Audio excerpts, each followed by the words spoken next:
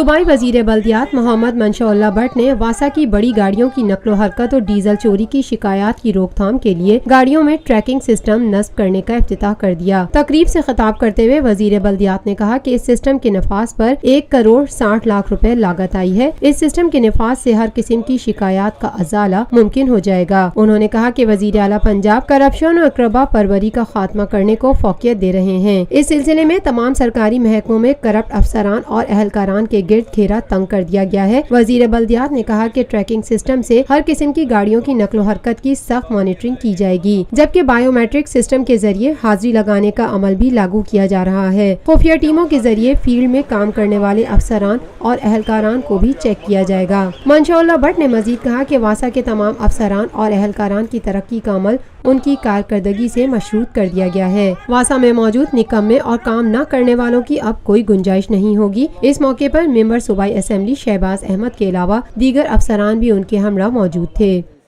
Lotus lake towers, a groundbreaking endeavor by Lotus Properties.